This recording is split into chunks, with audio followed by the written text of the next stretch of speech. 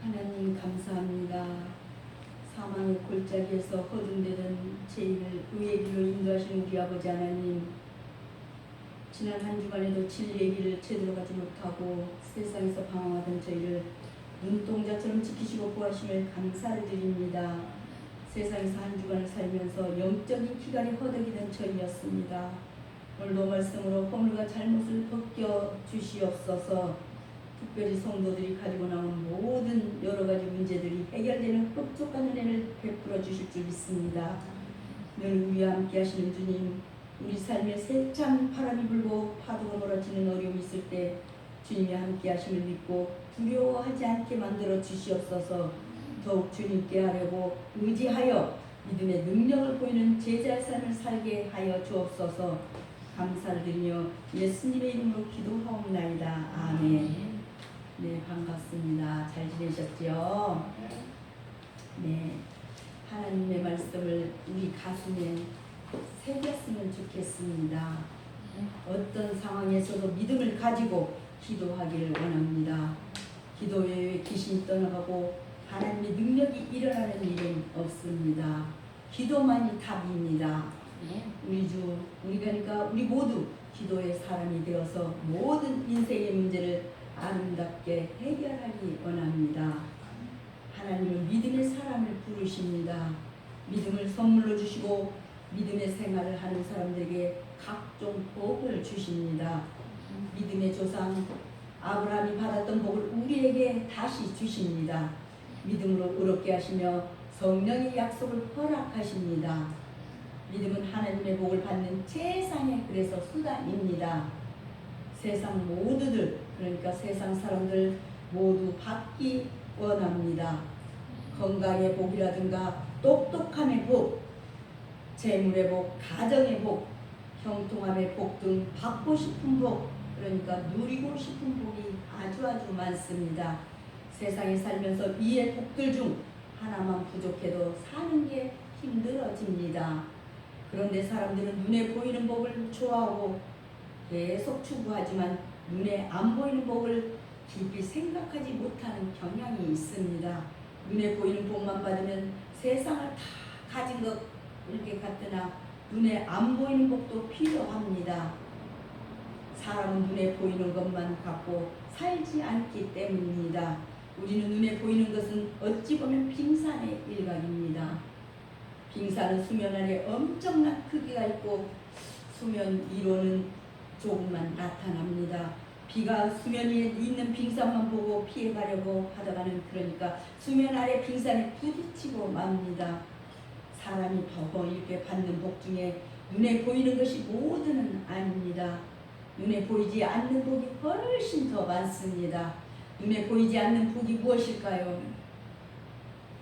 사람의 지혜, 겸손함, 좋은 사람을 두루두루 아는 것, 그러니까 사람들 사이의 정의와 평화를 이뤄내는 역량들이 모두 복입니다.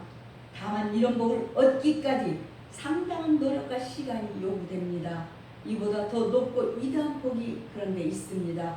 그것은 하나님으로부터 받는 복입니다. 이 세상 모든 복을 받는다 할지라도 하나님으로부터 오는 복을 받지 못한다면 아무것도 아닙니다. 하나님이 주시는 복이 우선이고 중요합니다. 오늘 믿음으로 받는 복, 첫째로 믿음의 사람에게 복을 주시는 하나님. 오늘 본문 7절에 그러므로 믿음으로 말미암은 자는 믿음이 있는 아브라함과 함께 복을 받는다 라고 말을 하고 있습니다. 그 복은 의인이 자격을 얻어 하늘나라에 들어가는 복이라고 했습니다. 사람이 의롭게 되는 유일한 방법은 예수를 믿는 일입니다. 6절에 많은 사람에게 모두 이렇게 복을 받게 하는 복이라고 8절도 말씀하시면서 너로 말미암아 복을 받으리라. 그러므로 믿음으로 말미암은 자는 믿음이 있는 아브라함과 함께 복을 받느니라고 하고 있습니다.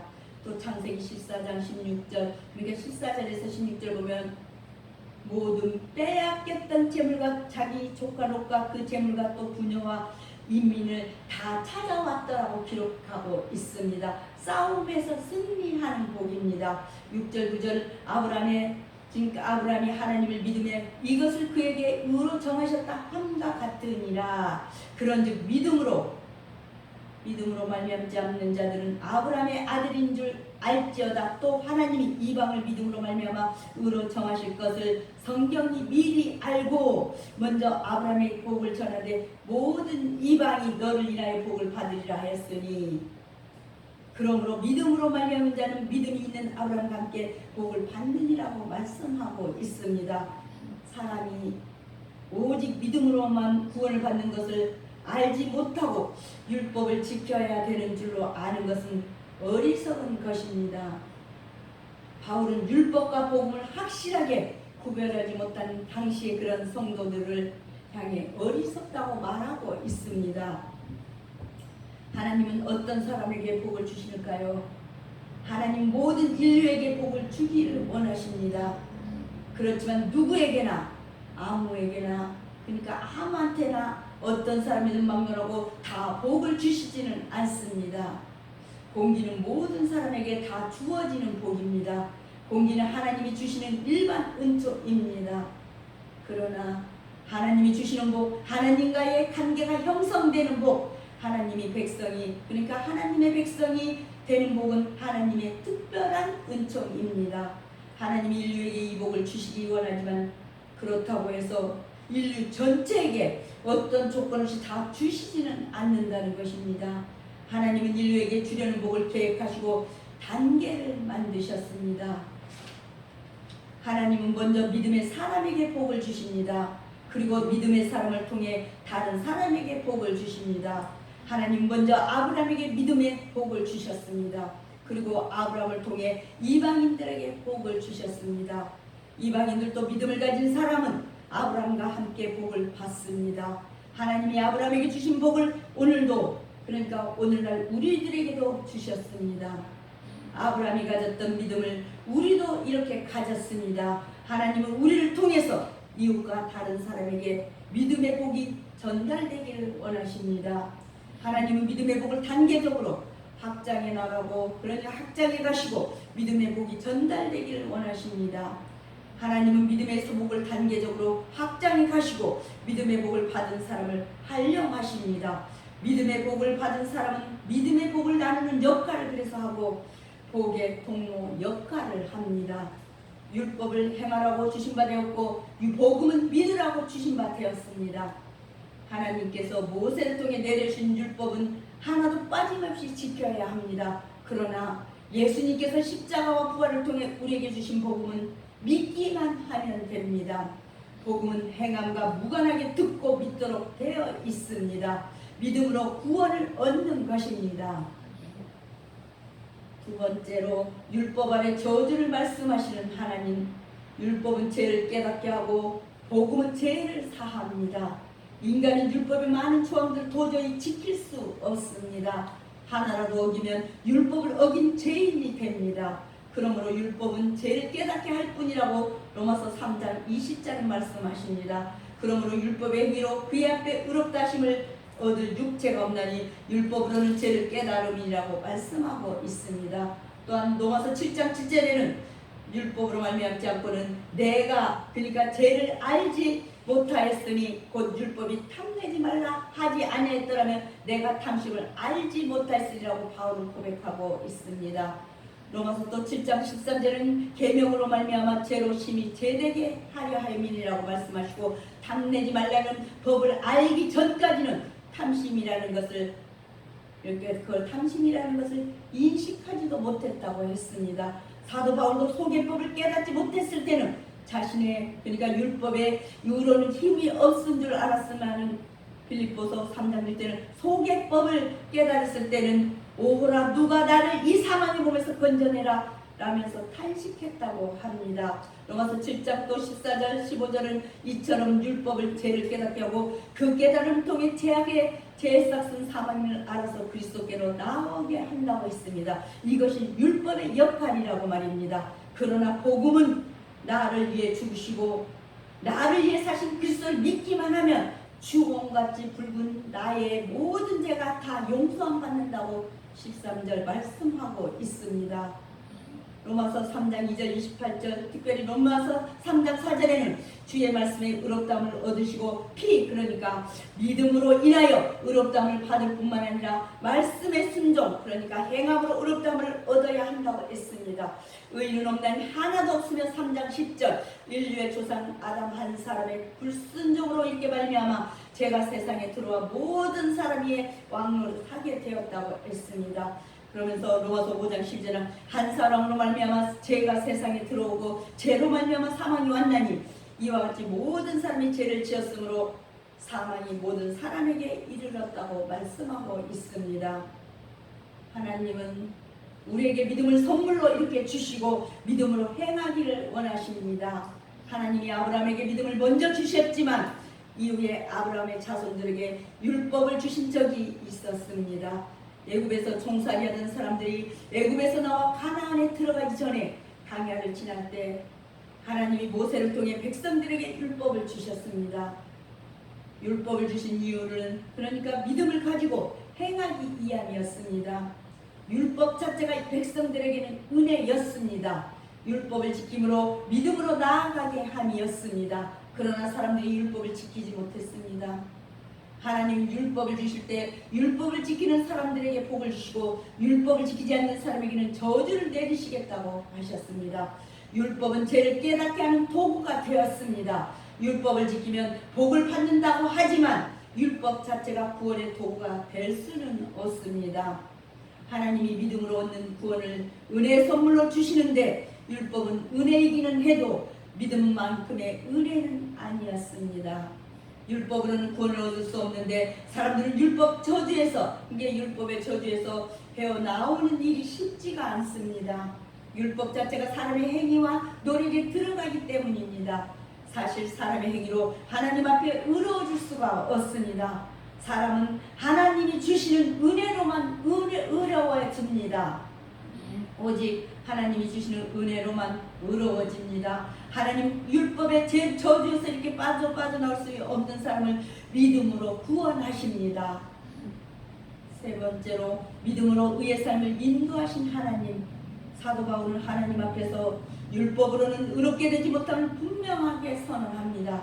바울은 율법으로는 가멜리엘 문화에서 공부한 사람이었다고 했습니다. 바울이 예수님을 만나고 은혜를 경험하고 보니 과거에 열정을 가졌던 율법이 의로움의 방법이 되지 못함을 철저하게 깨달았습니다. 하나님은 율법이 있던 사마 시대에도 의인은 믿음으로 말미암아 살 것이라고 선언하셨습니다. 의로운 사람은 믿음을 가진 사람이며 의로운 사람은 믿음을 가진 사람이며 믿음으로 행하는 사람입니다.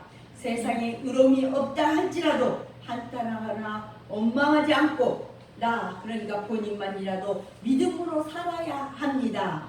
하나님이 세상을 원망하는 하박국 선지자를 향해 의인은 믿음으로 말미암아 살 것이라고 강조하셨습니다. 세상 사람들이 어떻게 하든 일단 본인이 먼저 믿음을 지켜야 합니다. 내가 먼저 믿음을 지켜야 합니다. 본인이 믿음을 지키지 못하면서 남의 탓을 하는 것은 옳지 않습니다. 자기 책임을 회피하는 일이기 때문입니다. 율법과 믿음의 관계는 어떨까요?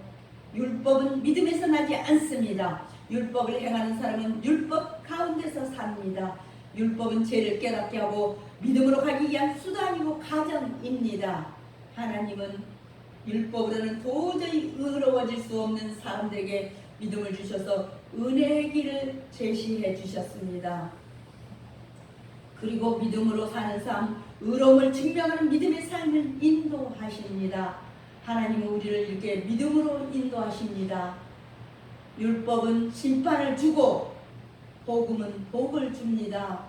이미 이렇게 범법으로 사형 인도를 받아 집행날을 기다리는 기결수가 감옥 안에서 정착한 일을 했다고 해서 사면 받으리라고 착각하는 경우는 거의 없을 것입니다. 율법을 어긴 자에게는 오직 심판만이 기다리고 있을 뿐입니다. 나를 대신하여 사형 집행을 당하신 그리스도를 믿는 믿음으로서만이 사망의 감옥에서 해방됩니다. 율법은 복음의 안내자였습니다. 복음은 영생과 하나님의 사랑을 우리에게 알려줍니다. 오늘 믿음으로 받는 법 마지막으로 예수 안에서 성령을 약속하신 하나님. 아담 이후 하나님은 우리에게 무서운, 그러니까 멀리 계신 분이셨으나 예수로 말미암아 우리 곁에 가까이 오셨습니다. 믿음으로 하나님의 자녀가 되었습니다. 요한복음 1장 12절 13절에 영접하는 자 곧 그 이름을 믿는 자들에게는 하나님의 자녀가 되는 권세를 주셨으니 이는 혈통으로나 육정으로나 사람의 뜻으로 나지 아니하고 오직 하나님께로부터 난 자들이니라고 말씀하고 있습니다. 하나님의 자녀는 세상 황제의 자녀보다, 어떤 황제의 자녀보다 더 귀하고 더 큰 권세를 소유하고 있습니다. 요한이 깨달은 예수는 영원하신 하나님이요 창조주요 구원주이십니다. 우리도 이러한 신앙을 소유해야 합니다. 비록 율법이 주어졌지만 율법은 저주 아래 있는, 이렇게 저주 아래 있게 하는 기능도 가졌습니다. 사람은 율법을 지키려고 노력하지만 결국 자신이 율법의 저주 아래 놓여 있다는 것을 깨달을 뿐입니다. 사람은 스스로 율법의 저주 아래에서 속량을 받을 수가 없습니다. 하나님이 개입해서, 그러니까 하나님이 개입해야 하셔야 하고 은혜를 주셔야만 합니다.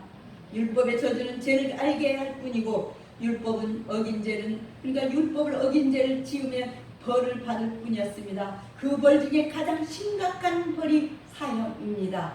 예수님이 당시에 사형 제도는 십자가였습니다. 당시 십자가는 저주의 상징이었습니다. 오늘 13절에 기록된 바 나무에 달린 자마다 저주 아래 있고 저주 아래 있는 자라고 말씀하고 있는데, 이는 신명기 21장 13절의 말씀입니다. 우리는 그리스도께서 나무에 달심으로 저주에서 축복으로, 그러니까 사망에서 생명으로 옮겨진 바 되었습니다. 나무에 달린 자는 하나님께 저주를 받았음이니라 예수님을 보여주고 있습니다. 예수님 우리가 받은 저주를 당신이 대신 짊어지시고 십자가에 달리셨습니다. 그 이유가 무엇입니까? 하나님이 우리를 향한 구원 계획을 예수님을 통해 이루셨기 때문입니다. 그리스도 예수 안에서 아브라함의 복이 이방인을 향하고, 그러니까 이방인에게 복이 확장되었습니다. 그리고 또 우리에게도 믿음으로 성령의 약속을 받게 하는 목적이었습니다. 십자가에 달리신 예수님 덕에 우리가 이렇게 믿음을 갖게 되었고 성령의 약속을 받았습니다. 하나님이 만세 전부터 계획하신 구원 계획 때문에 아브라함에게 믿음을 이렇게 주시며 또 우리에게도 적용되었습니다. 그리스도인이나 하나님의 자녀가 됩니다. 예수 믿는 사람 그리스도인이어야 하나님의 자녀가 됩니다. 교인과 그리스도인은 다릅니다.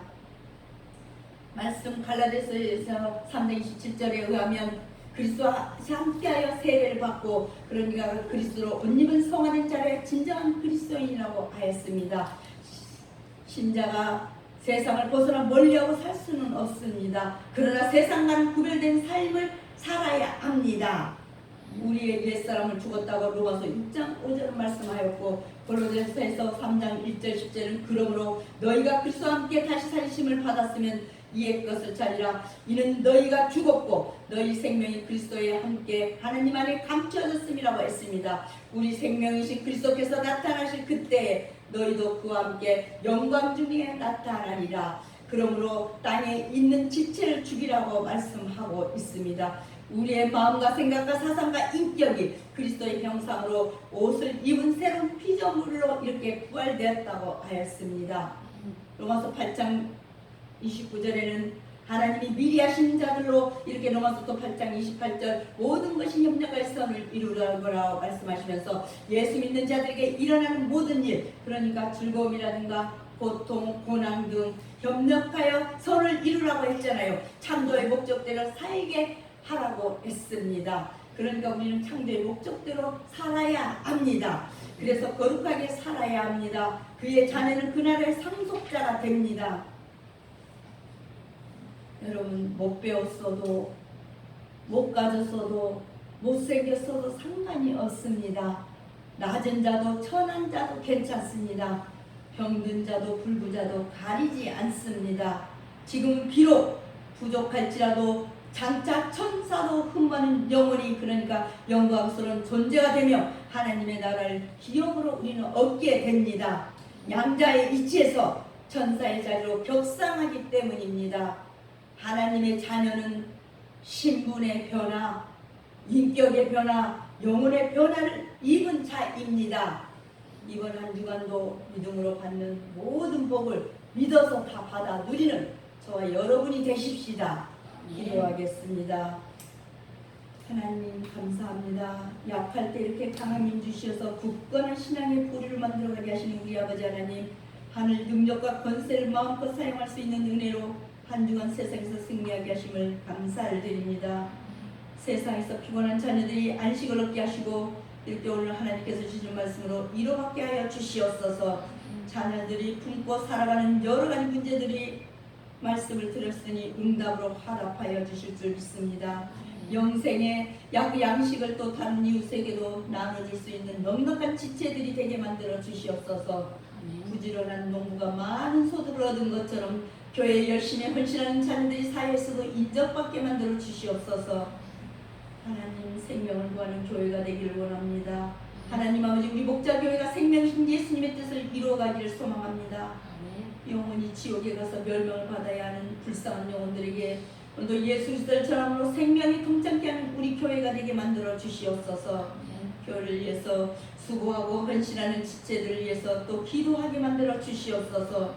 주님을 영접하여 옛것을 지나고 새 사람이 되어가는 진보가 나타나는 우리 교회 지체들이 되게 만들어 주시옵소서. 옛 습관이 다시는 지배되지 못하게 하시옵고 어둠의 세력들의 끈질긴 위협 속에서도 굳세게 굳게 믿음의 고리를 지켜가는 아름다운 영혼들이 모인 일하는 목자교회로 인정하시고 소문나게 하옵소서. 예수님의 이름으로 기도드리옵나이다. 아멘.